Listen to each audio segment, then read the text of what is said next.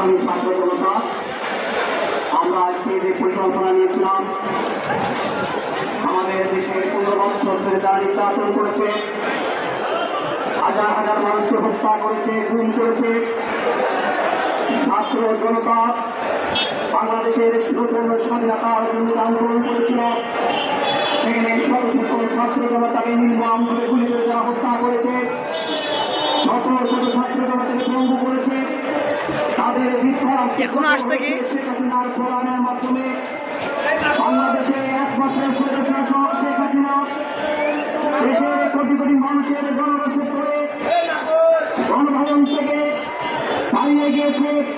পালানোর কারণে দেশ মুক্ত হয়েছে।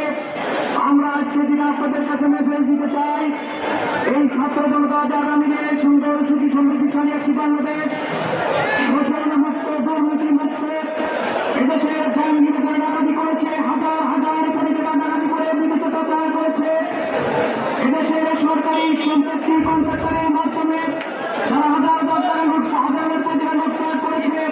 আজকে দেখেন তারা শিয়ালের মতো বিভিন্ন জায়গায় পালিয়ে বেড়াচ্ছে।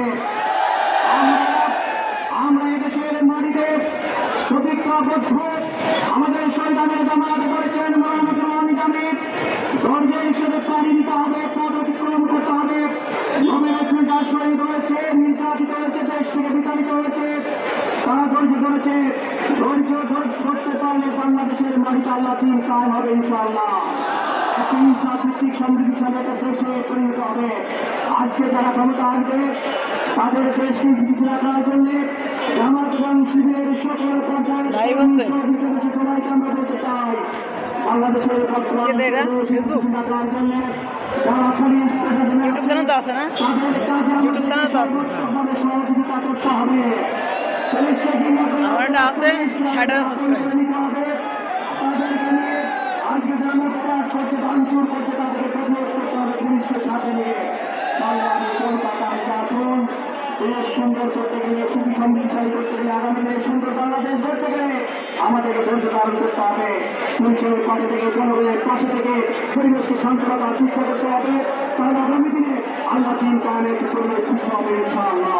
আপনাদের সবাইকে ধন্যবাদ জানিয়ে আপনার ধৈর্য এসেছেন, আপনাদেরকে যত মন্দির আছে আপনাদের প্রাণ সেখানে আছে।